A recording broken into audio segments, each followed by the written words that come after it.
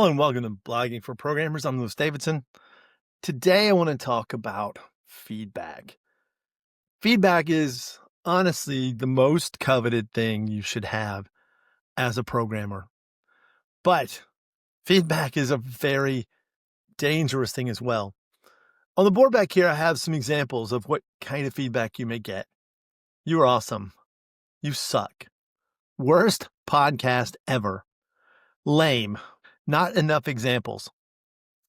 Now, only one of these pieces of feedback is good. Now, you're awesome. That feels really good. It's always nice to have someone say, you're awesome. Okay. There's no doubt about that. You're never going to get past that. It's great to be told good things. You suck. Okay. Maybe you did. Maybe it was a terrible podcast. The second is you suck. Okay. Not useful, not good feedback. Worst podcast ever. Now, I know that's not the case. There are probably worse podcasts out there. We can all agree that there's possibly worse things that have ever been done. Lame. So why are none of those so far any good?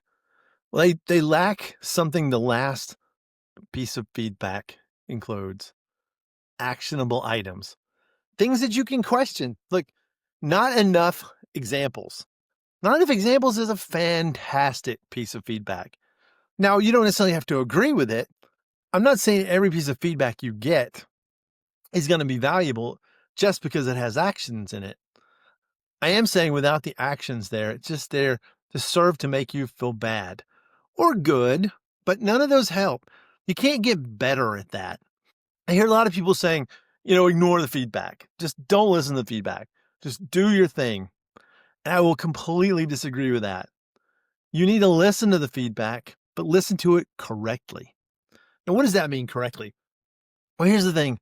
If you get only bad feedback, that means a couple of things. It could either mean you're doing a really great job and the only people who have enough time to give you feedback are the ones who are your competitors.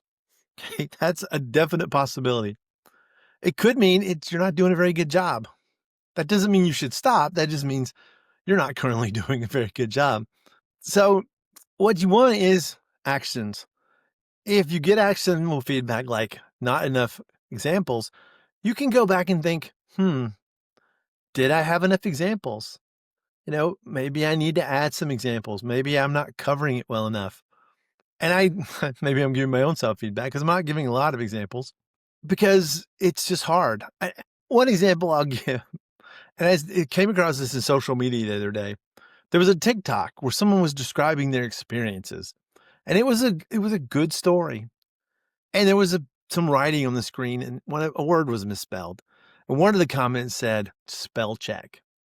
And, I'm not against good spelling. And I've tried to put down in this blog, that aesthetics matter less than content. And if you're telling a good story and you're not the perfect grammar, maybe you miss some misspellings, that is so much better than if you're writing a piece that has no heart, no information, no anything that anybody cares about. So here's what I would suggest. Put your writing out there. Always leave the comments on. Listen to that feedback. Think about what they're saying. If it's all positive, it's all negative. If it's all positive from friends, that is fantastic. Ideally, friends are people that will praise you a little bit in public and let you know what you could change in private. But even if it's, somebody telling you you've got an error on line 12 of some piece of code, thank you. I love that. I'll fix that. I do my best to make sure I don't have errors, but I have errors all the time because I'm going to tell you, as an editor, and you become an editor of yourself every time you write a post, you write it once, you edit it about 3 times. And that third or fourth time you're going through a piece, you can't care anymore. The words start melding together, and it depends on how bad it was to start with, how good it ends up. But it is really bad. It's hard to get it to that perfect state. And that's my opinion. I know some people who are really, really, really good perfectionist types, but I do my best. I'm not ever saying I just go, I don't care. It's more like I can't even see it anymore. because the words lose their meaning. Put your stuff out there on the internet, see what the feedback is.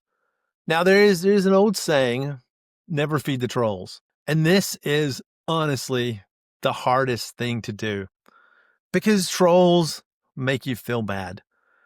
Trolls are internet bullies, and they're not just people who give bad give bad reviews, okay? Bad reviews are honestly sometimes good because you know what's wrong.